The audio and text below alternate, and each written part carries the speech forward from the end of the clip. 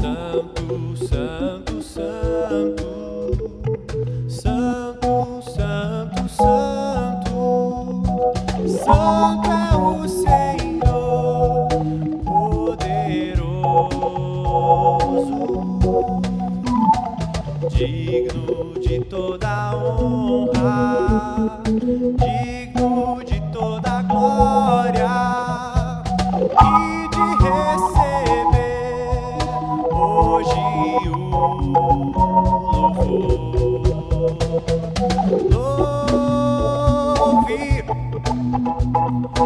Louve, exalte ao Senhor. Louve seu nome para sempre.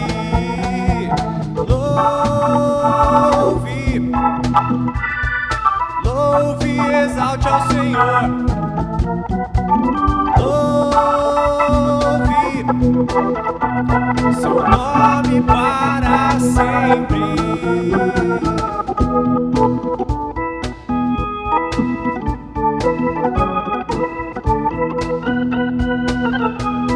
Santo, santo, santo, santo, santo, santo, santo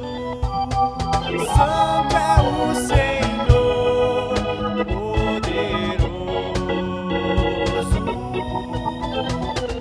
digno de toda honra, digno de toda glória e de receber hoje o louvor.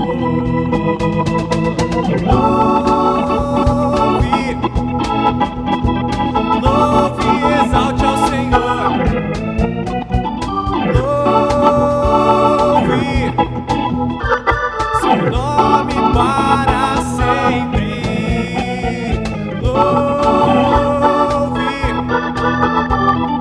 Louve, exalte ao Senhor. Louve seu nome para sempre.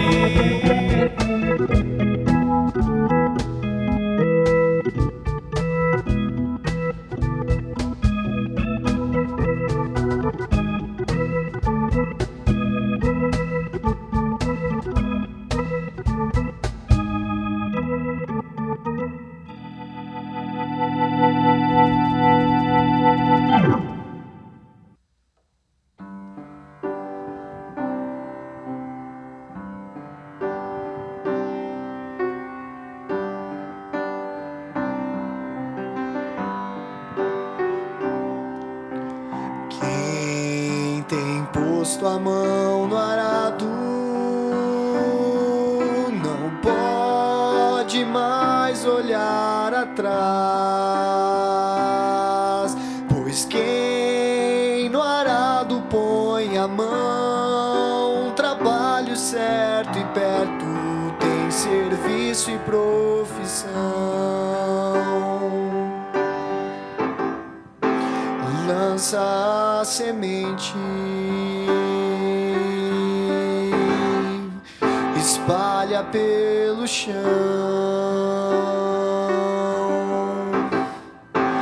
planta em tua terra, faz do teu trabalho a tua guerra.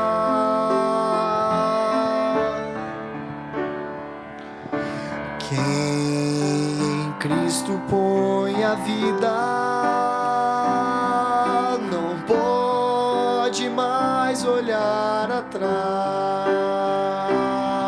pois quem é o mestre deu a mão, trabalho certo e perto tem serviço e profissão.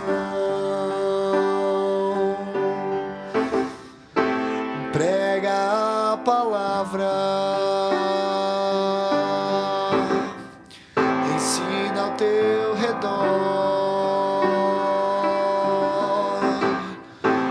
mostra em tua vida, faz da boa nova tua lida.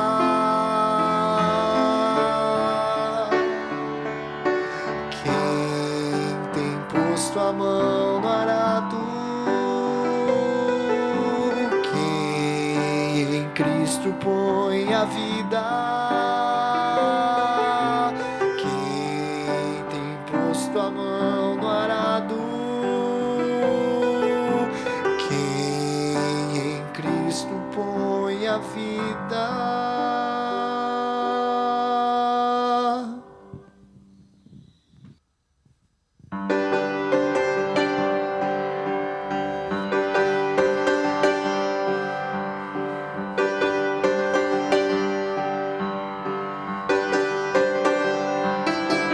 Já refúgio a glória eterna de Jesus, o Rei dos Reis. Breve os reinos deste mundo seguirão as suas leis. Os sinais da sua vinda já se mostram cada vez. Vencendo, vem Jesus. Declare conosco. Glória, glória, aleluia. Glória, glória, aleluia. Glória, glória, aleluia. Vencendo, vem Jesus. O clarim que chama os crentes, a batalha já suou. Cristo à frente do seu povo, multidões já conquistou. O inimigo em retirada, seu furor patenteou. Vencendo, vem Jesus.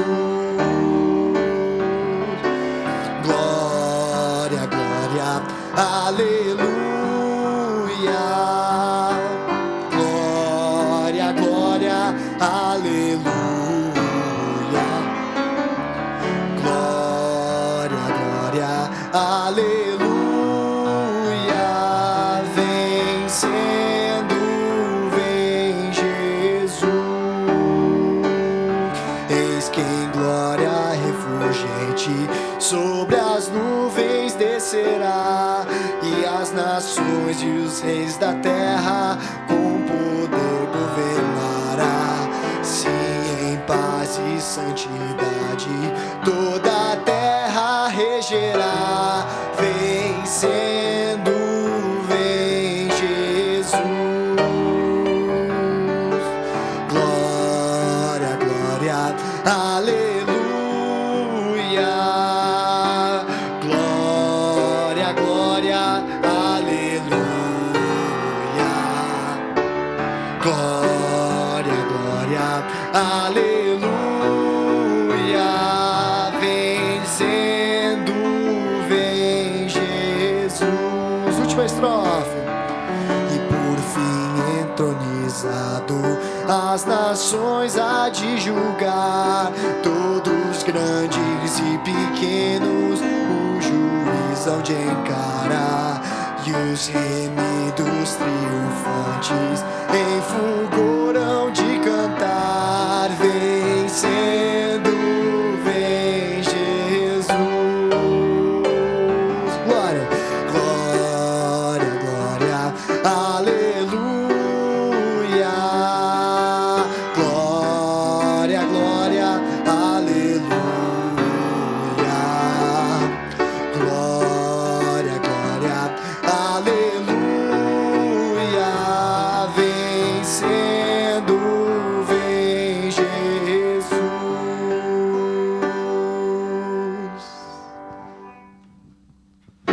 Entrarei em tua presença com sacrifícios de louvor, com canções eu te exaltarei. Bendito seja o Senhor, toda glória eu te darei. Do pecado me livraste, agora estou justificado. Bendito seja o Senhor. Exaltai, engrandecei seu nome. Exaltai, ao Senhor louvai. Exaltai, engrandecei engrandecer seu nome, a Ele sim louvar. Entrarei em tua presença com sacrifícios de louvor, com canções eu te exaltarei. Bendito seja o Senhor, toda glória eu te darei. Do pecado me livraste, agora estou justificado. Bendito seja o Senhor. Exaltai, engrandecei seu nome. Exaltai, ao Senhor louvai. Exaltai, engrandecei seu nome, a Ele sim louvai. Exaltai, engrandecei seu nome. Exaltai, ao Senhor louvai. Exaltai, engrandecei seu nome, a Ele sim louvai. A Ele sim louvai.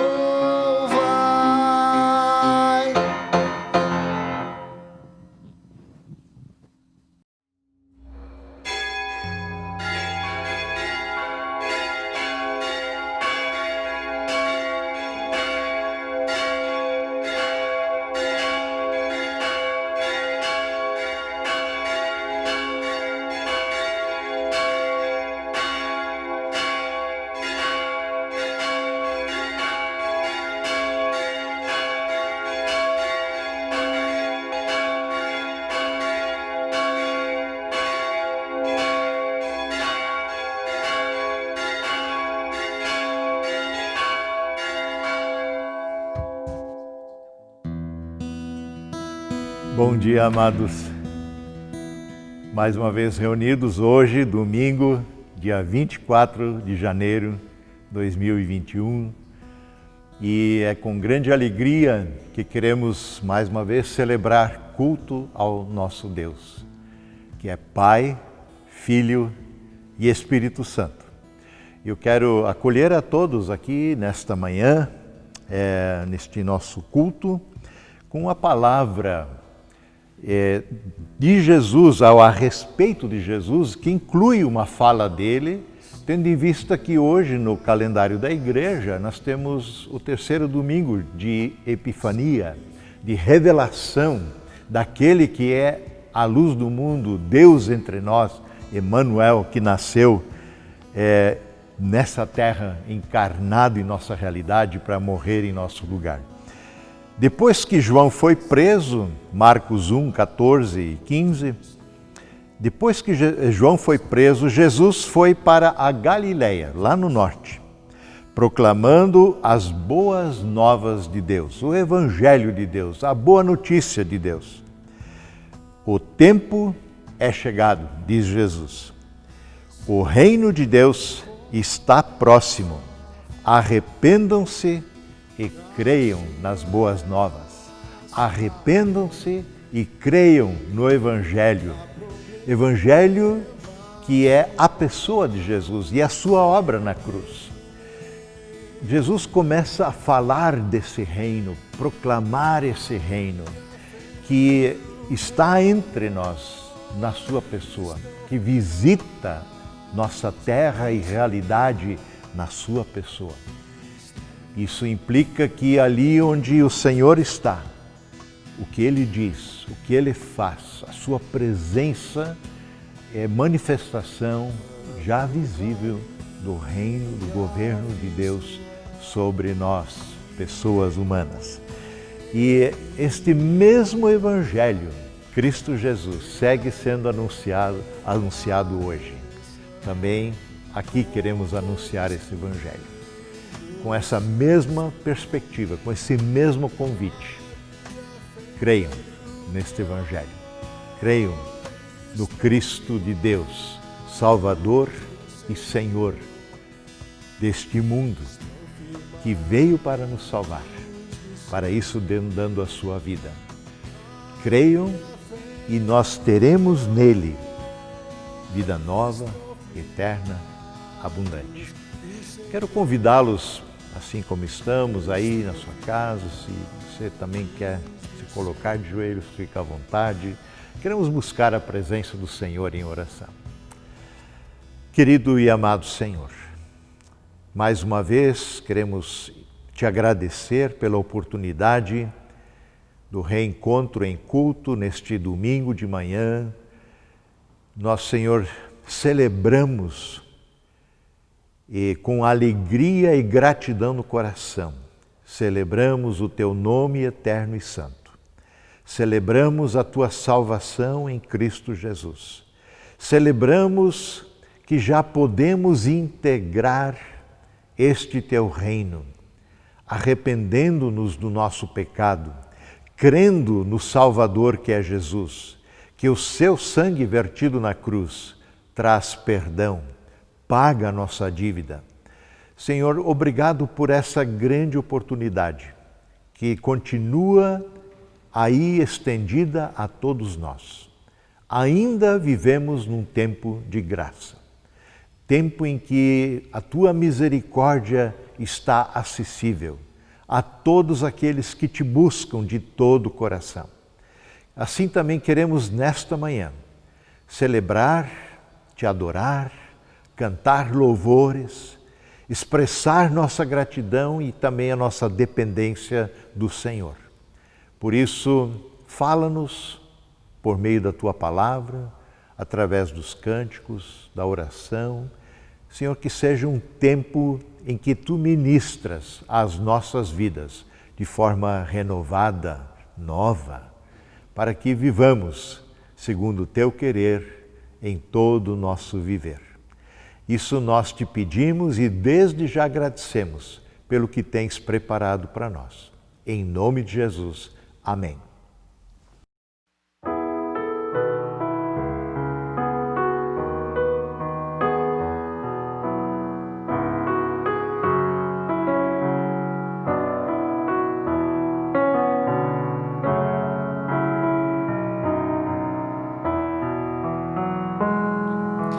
Essa canção é só para Ti.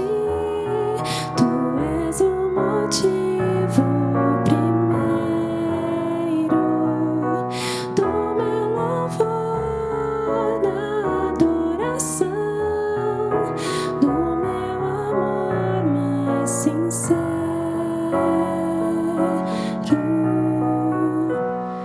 Levanto minhas mãos no santuário,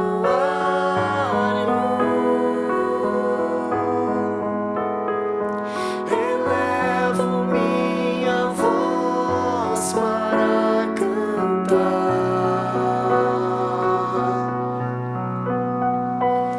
de toda a Tua glória e majestade,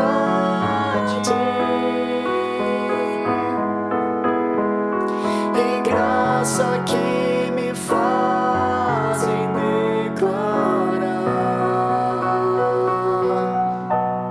Tu és o meu Senhor, És o meu Rei, aos Teus pés estou. prostrado Deus, Eu quero Te servir que sou como adorador. adorador. Tu és o meu Senhor, És o meu Rei, aos Teus pés estou. prostrado Eu Deus, quero Te servir que sou como adorador. Cantamos de novo. Esta canção é só para Ti. Tu és o motivo primeiro do meu louvor, da adoração, do meu amor mais sincero. Levanto minhas mãos no santuário,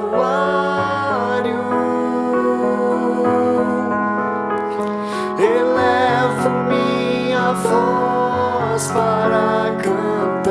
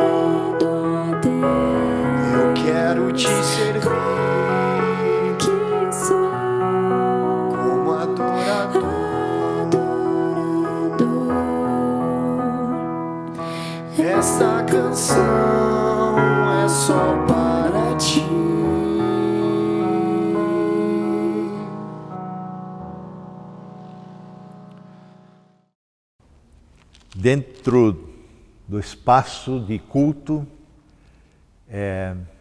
há um momento extremamente importante. Dentro da liturgia de nossos cultos, que é a confissão do nosso pecado.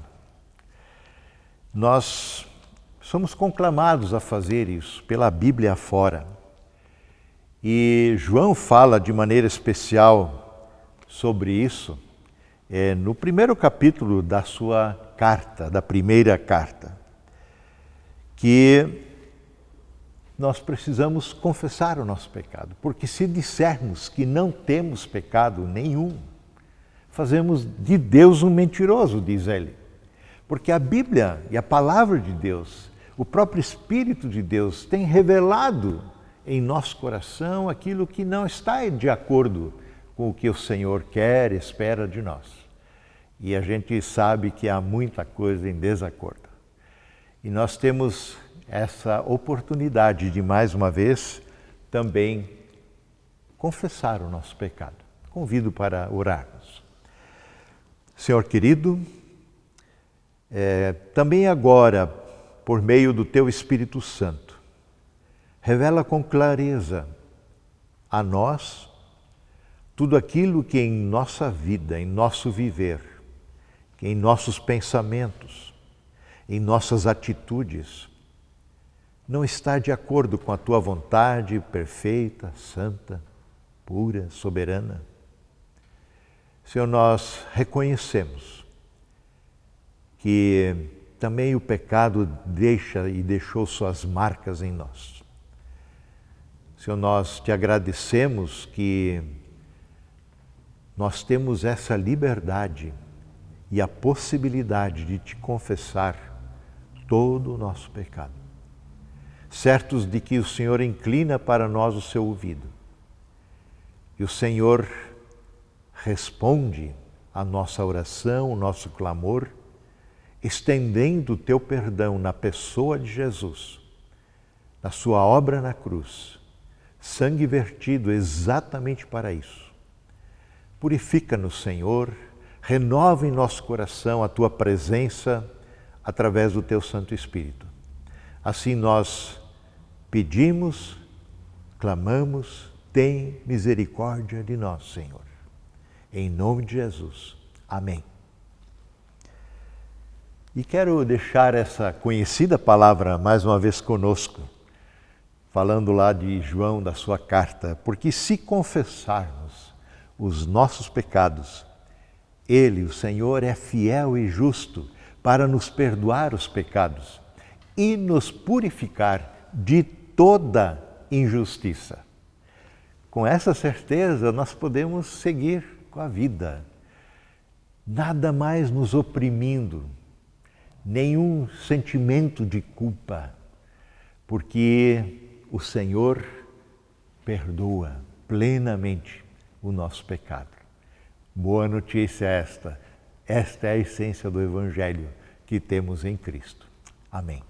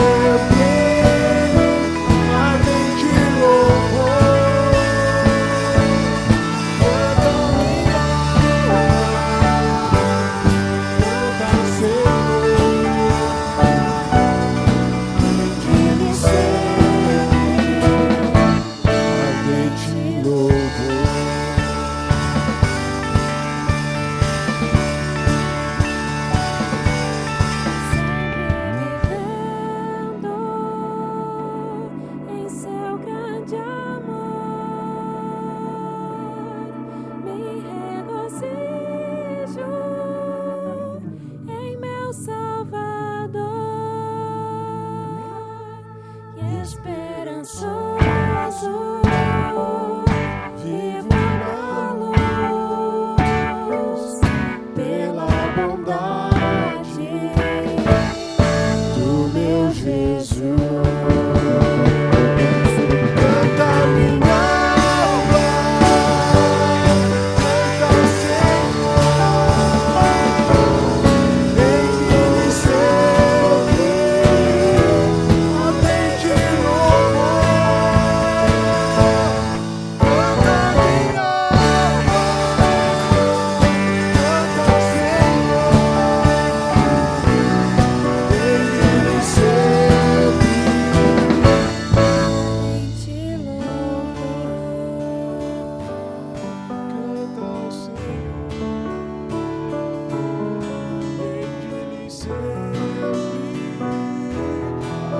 te louvor. Canta ao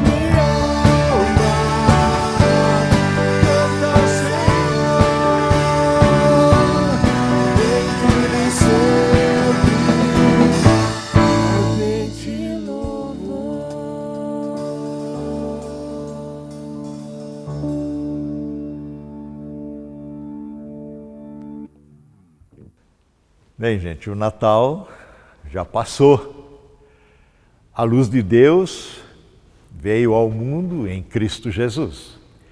Ele foi batizado por João Batista e cheio do Espírito Santo de Deus. Ele é a luz do mundo entre nós. Foi conduzido ao deserto, onde Jesus foi tentado pelo próprio Satanás. E agora, depois disso, ele volta para a distante Galileia, lá no norte, onde também temos a cidade de Nazaré, onde Jesus cresceu. Mas ele volta lá para Galileia para iniciar o seu ministério. Ou seja, Jesus inicia o seu trabalho de proclamar a palavra do Evangelho, de proclamar por palavras e por feitos, por obras, a presença do reino de Deus entre nós. Assim nos conta o evangelista Lucas, no capítulo 4, verso 14, que Jesus, cheio do poder do Espírito, voltou lá para a Galileia. Relatos a seu respeito se espalharam rapidamente por toda aquela região e ele ensinava nas sinagogas e todos o elogiavam. Lucas 4, 14 e 15. Também o evangelista Marcos fala a respeito disso, texto que eu já li aqui na saudação, que depois que João foi preso, Jesus vai para a Galileia, onde anuncia as boas novas de Deus e conclama ao arrependimento, anunciando a proximidade, o tempo da proximidade do reino de Deus na sua pessoa. E essa mesma história, um pouco mais ampliada, vamos dizer assim, encontramos também no Evangelho de Mateus, capítulo 4, versos 12 a 17, que eu quero compartilhar com você aqui. Quando Jesus soube que João tinha sido preso, foi para a região da Galileia. Não ficou em Nazaré, mas foi morar na cidade de Cafarnaum, na beira do lago da Galileia, nas regiões de Zebulão e Naftali. Zebulão e Naftali, abrindo parênteses, foram dois filhos de Jacó, cuja história temos lá em Gênesis 35, e os seus descendentes se tornaram duas tribos, Zebulão e Naftali, que acabaram se estabelecendo na bela região norte de Israel, na Galileia. Então ali ficava o grande mar da Galileia e Jesus fixou sua residência, por assim dizer, à margem desse lago, na cidadezinha de Cafarnaum, às margens do lago, do grande lago de Genezaré. Mas por que Jesus inicia o seu ministério nesse fim de mundo, por assim dizer? Por que se instalar na pequena e insignificante Cafarnaum? Cidade litorânea, vila de pescadores, será que Jesus queria sombra e água fresca? Bom, isso não é falta de estratégia, de falta de visão missionária da parte de Jesus? Não seria muito mais inteligente e proveitoso começar pela capital o seu ministério, anunciando que o reino de Deus está próximo, convocando as pessoas ao arrependimento? Afinal, é lá em Jerusalém que ficam as sedes dos governos, do governador Pilatos, do rei Herodes. É lá que fica o templo, o grande templo e toda a liderança religiosa de Israel.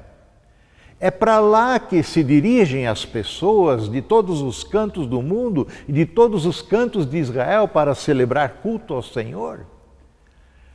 Vejam que os próprios irmãos de Jesus, inclusive, achavam que era para lá mesmo que Jesus tinha que ir. Em João 7, verso 3 e seguintes, os irmãos de Jesus disseram para ele: saia daqui e vá para a Judéia, onde seus seguidores poderão ver os milagres que você realiza. Você não se tornará famoso escondendo-se dessa forma aqui na Galileia. Se você pode fazer coisas tão maravilhosas, mostre isso ao mundo. Sim, essa é a estratégia. Mostre-se ao mundo, revele-se ao mundo. Mas João termina essa narrativa lá em João 7 dizendo: pois nem mesmo seus irmãos criam nele. Na verdade, estavam meio que sendo irônicos com Jesus mandando ir a Jerusalém, a Judéia.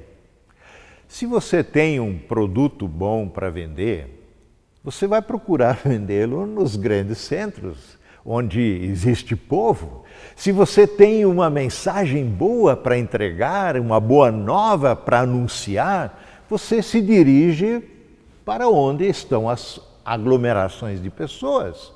E a mensagem de Jesus tem abrangência universal.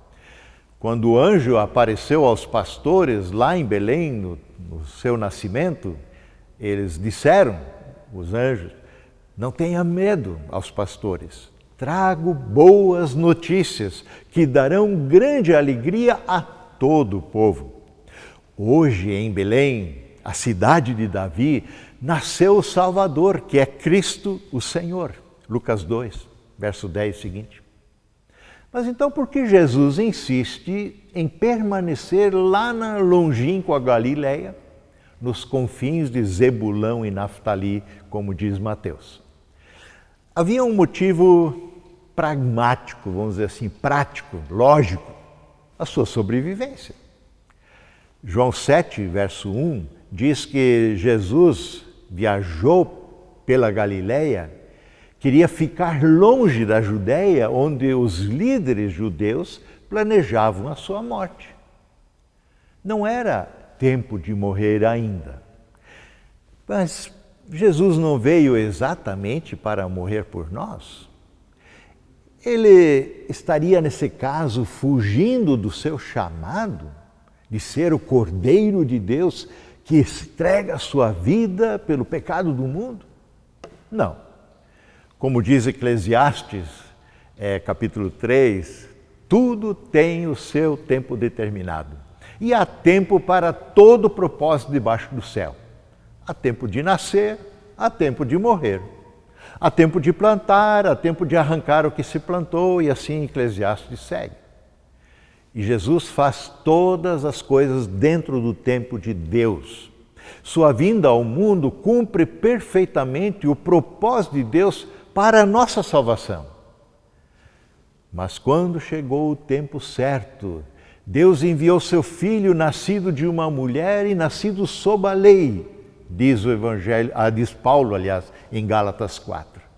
Assim o fez para resgatar a nós, que estávamos sob a lei, a fim de nos adotar como seus filhos e filhas.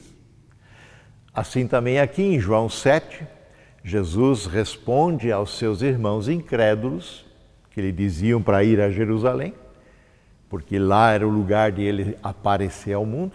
Jesus diz a eles: agora não é o momento certo de eu ir, mas vocês podem ir a qualquer hora.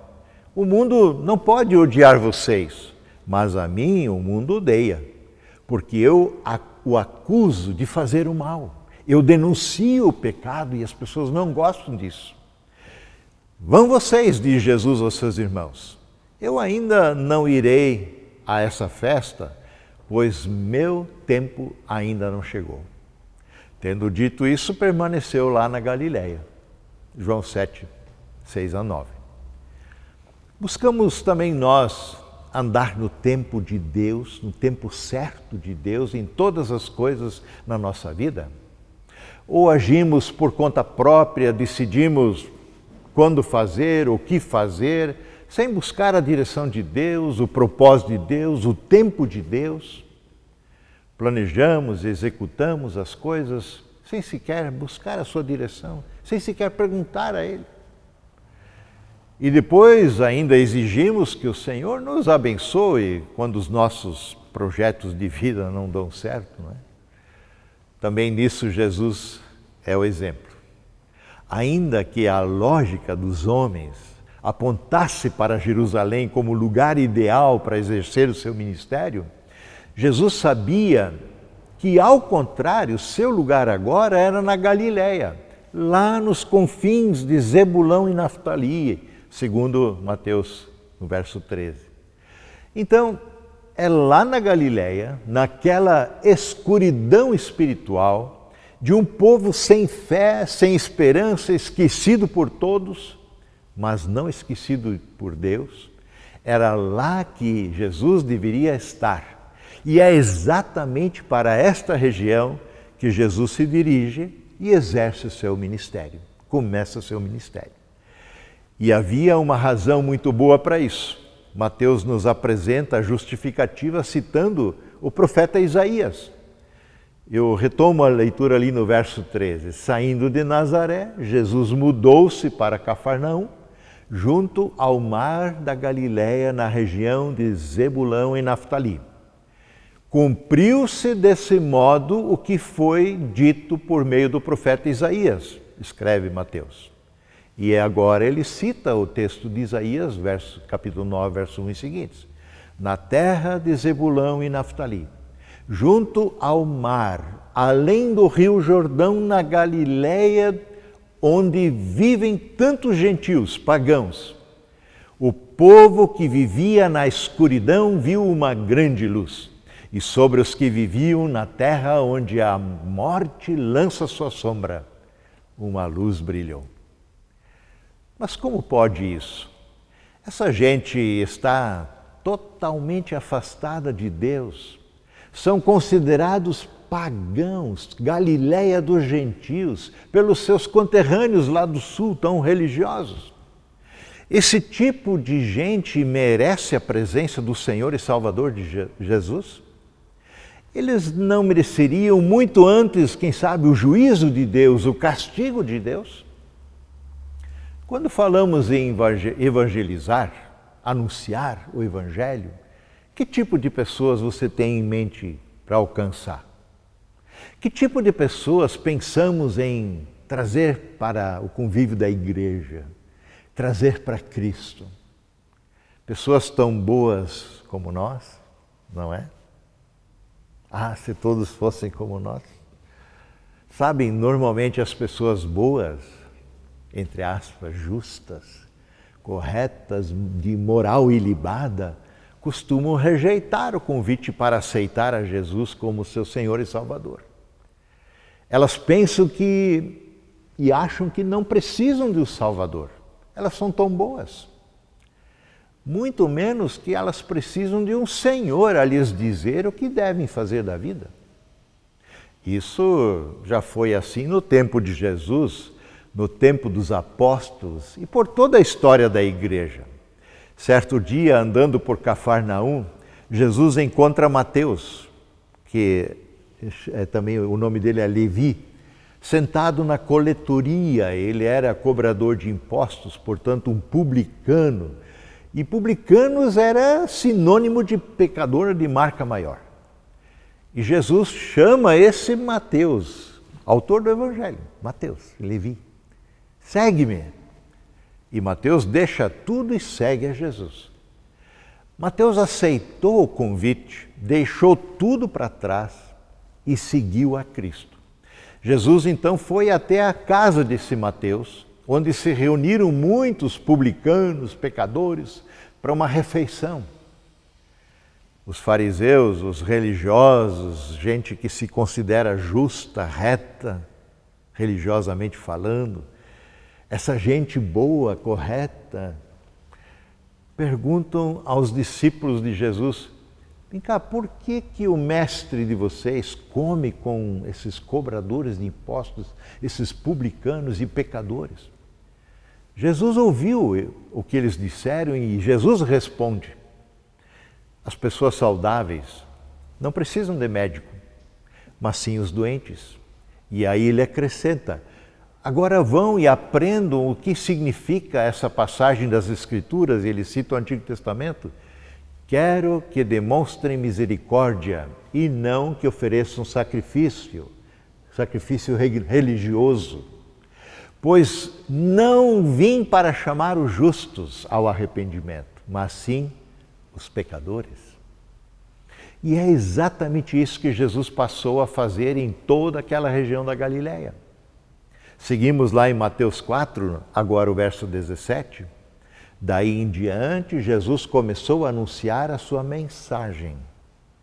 E ele dizia: arrependam-se dos seus pecados, porque o reino dos céus está perto.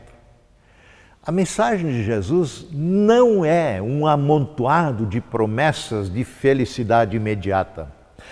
A sua mensagem também não é uma nova moral que nos pode tornar pessoas melhores. Não, sua mensagem é, isso sim, um chamado ao arrependimento. Essa não é uma mensagem nova na Bíblia. Ela se encontra de Gênesis a Apocalipse. Afinal, vivemos num mundo caído em pecado. E num mundo repleto de pecadores, incluindo eu e você. Assim, todas as pessoas de todos os tempos são chamados a se arrependerem de seus pecados, de uma vida vivida na independência de Deus. Essa é a razão de pecarmos. João Batista, o precursor, aquele que apareceu antes de Jesus, apontando para Jesus, ele apareceu pregando o batismo de arrependimento para a remissão dos pecados. Os apóstolos ousadamente conclamavam o povo de Israel ao arrependimento depois do Pentecostes. Na pregação de Pedro, por exemplo, lá em Jerusalém, a cidade cheia de itinerantes e pessoas, peregrinos que vieram para as festas religiosas judaicas, Pedro falou ao povo com ousadia, coragem, determinação, cheio do Espírito Santo, mostrando que Jesus é o projeto de Deus para a nossa salvação, para a salvação da humanidade. Esse mesmo Jesus que eles mataram, gritando: crucifica-o, crucifica-o, mas que foi ressuscitado, vive e reina. Nele está a nossa salvação. E as pessoas foram tocadas por essa boa nova que Pedro anunciava, e elas começavam a perguntar: irmãos, então o que nós faremos agora? E Pedro disse: arrependam-se e cada um de vocês seja batizado em nome de Jesus, Jesus Cristo, para o perdão dos seus pecados. E aí vocês receberão a dádiva do Espírito Santo em seus corações. Paulo, ao ser interrogado pelo rei Agripa, falou-lhe ousadamente de Jesus, sem medo, e do chamado que ele, Paulo, recebera do Senhor de ir mundo afora, anunciar esse evangelho. Nós lemos que, então, Paulo diz para Agripa: portanto, rei Agripa, obedeci à visão celestial que eu recebi. Está em Atos 26, 19 e 20.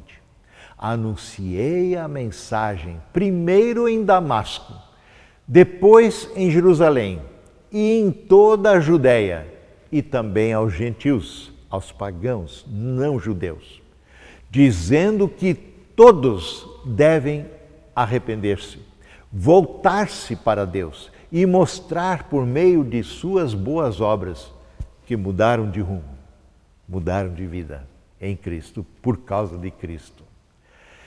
É exatamente isso que arrependimento significa: abandonar os seus pecados, não apenas uma confissão oral. Voltar-se para Deus, é isso que arrependimento significa. Abandonar o caminho de independência de Deus, de autonomia, de rebelião. Ter atitudes novas e coerentes com o senhorio de Cristo, o governo do Senhor sobre nossas vidas. Arrependimento, portanto, é uma conversão, uma mudança radical de rota, de 180 graus. Uma mudança radical na nossa maneira de pensar, na nossa mente. Uma mudança radical de governo. Não sou eu mais que mando na minha vida, é o Senhor que manda. Uma pessoa arrependida sofre uma mudança radical no seu ponto de vista, nos seus valores, nos seus objetivos, no seu comportamento, em toda a sua vida. Sua mente, seus discernimentos, sua vontade, suas afeições, amizades, relacionamentos, seu comportamento, seu estilo de vida, seus motivos, seus planos, tudo está envolvido nessa mudança. Arrepender-se é tão radical que a Bíblia chama de novo nascimento. É começar a viver uma vida nova. Foi o que Jesus disse para Nicodemos naquela noite em que eles conversaram. Eu afirmo, Nicodemos, disse Jesus, que isso é verdade. Ninguém pode ver o reino de Deus se não nascer de novo. João 3, verso 3. E como esse mestre da lei, Nicodemos, não conseguia entender o que Jesus estava falando, Jesus disse para ele: eu afirmo a você que isto é verdade. Ninguém pode entrar no reino de Deus se não nascer da água e do Espírito, o Espírito Santo. Quem nasce de pais humanos é ser de natureza humana. Quem nasce do alto, do Espírito Santo, é um ser de natureza espiritual. Por isso não fique admirado, Nicodemos, nem você. Porque eu disse, todos vocês precisam nascer de novo, diz Jesus. João 3, 5 a 7. E por que o arrependimento é necessário? Arrependam-se dos seus pecados, porque o reino dos céus está próximo, disse Jesus. Este era o evangelho anunciado por ele em todos os cantos. Onde o governo de Deus se estabelece, nosso governo cessa. Arrepender-se, em última análise, submeter-se novamente ao governo de Deus em nossas vidas. Mas quem quer ouvir uma mensagem assim? Quem aceita uma mensagem assim? Quem a pratica? Certamente aqueles que se consideram justos, bons, moralmente corretos, costumam rejeitá-la e rejeitá-la radicalmente. Eu não preciso de um Salvador. Não sou bandido, não assalto, não mato, não roubo. Por isso, a maior e mais ferrenha oposição a Jesus vinha do centro religioso de Jerusalém, dos fariseus, que eram extremamente legalistas no cumprimento da lei. Escribas, mestres, estudiosos das Escrituras, saduceus, sacerdotes, anciãos, líderes religiosos, se opunham a Jesus. Por isso, Jesus decidiu investir na longínqua e insignificante Galileia, lá nos confins de Zebulão e Naftali, segundo Mateus 4. Lugar jogado às traças, espiritualmente falando. A Galileia dos gentios, terra de pagãos, terra de pessoas depravadas, terra de gente perdida. Ninguém mais dava nada por eles. Região de escuridão e morte. As forças do inferno imperavam ali. E é exatamente nesse lugar que Jesus decide morar e atuar. E é exatamente ali, em meio àquele breu espiritual, que a luz do mundo veio a brilhar. Ali estão os espiritualmente e fisicamente doentes, que precisam dele, o médico dos médicos. Necessitados estão do Senhor, que pode curar o corpo e salvar a alma. Este é o mesmo Jesus que anunciamos hoje. Você já recebeu ao Senhor em seu coração? Você já acolheu a sua mensagem que te chama hoje ao arrependimento? Você já acolheu a nova vida disponível em Cristo pela fé nele, que está sendo oferecida hoje? Não importa quão terrível tenha sido o seu passado, quão no fundo do poço você está, ou quão bom e moral você se julga, sem Jesus, querido amigo e amiga, estamos perdidos. Sem Jesus não há vida. Você deseja recebê-lo em seu coração hoje, agora? Dobre os seus joelhos, caia de joelhos aí, clame por sua graça, confesse seu pecado a Ele, busque o seu perdão, convide-o a entrar em sua vida e Ele lhe presenteará salvação, vida eterna. Amém.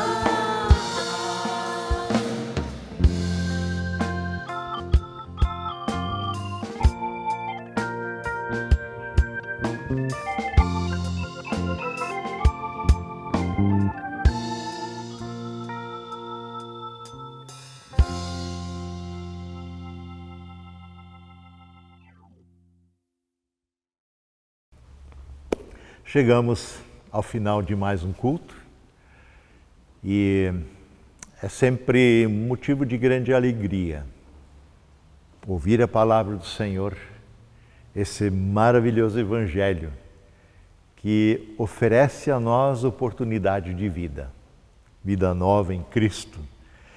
Ele que é a razão da nossa existência.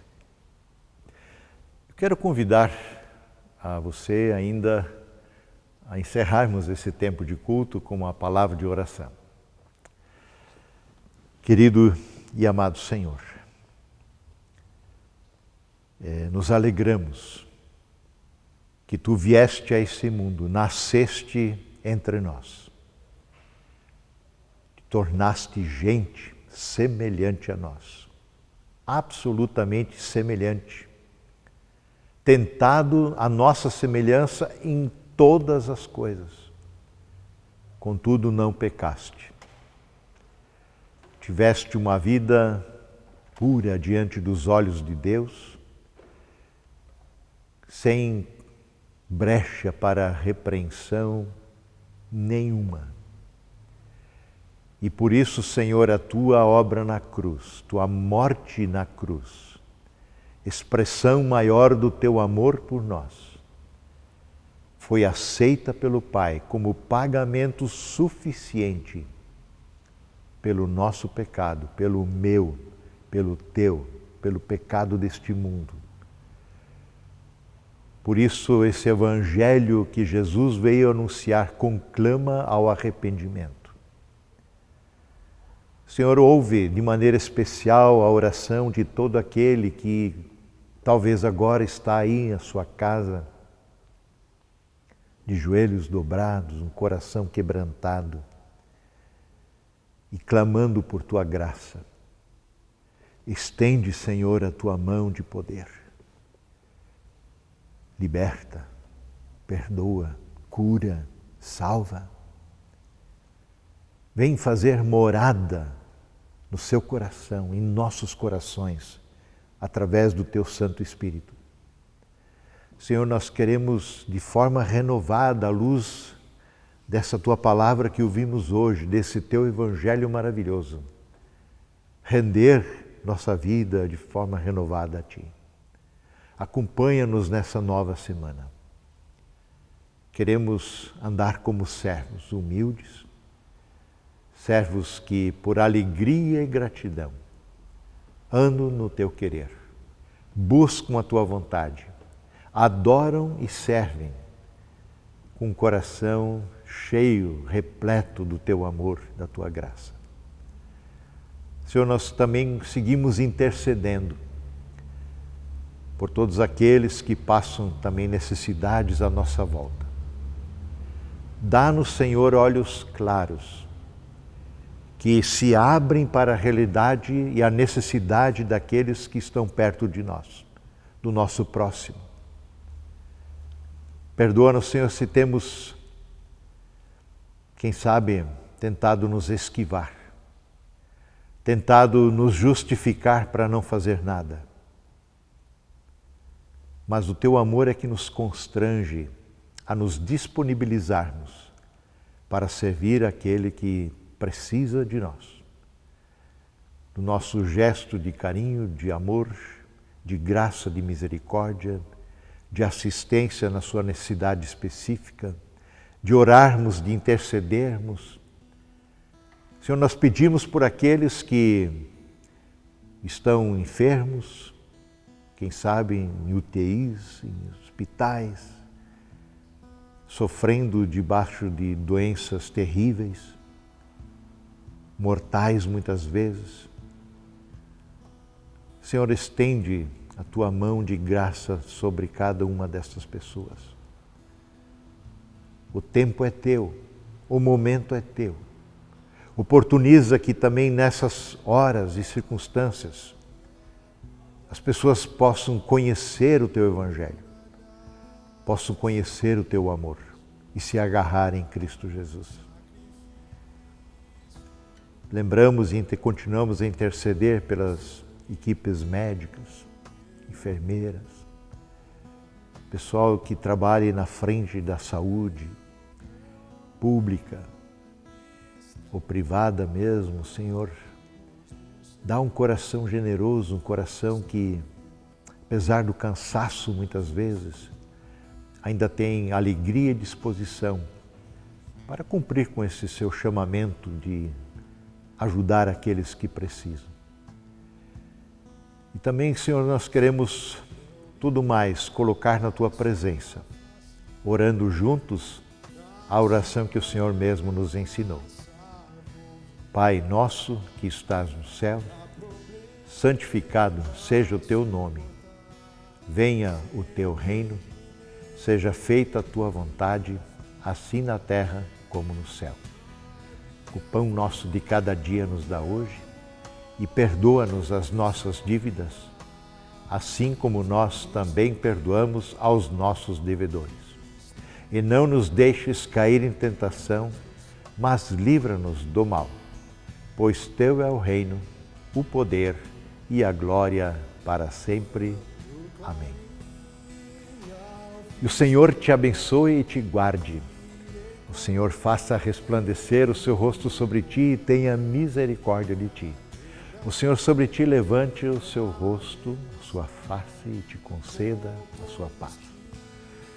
Ide assim na paz do Senhor e o sirvam com alegria e gratidão em seus corações. Segue mais uma vez o convite para nos encontrarmos logo aqui em seguida. O link está ali no chat, você pode acessá-lo e a gente conversa online após esse culto.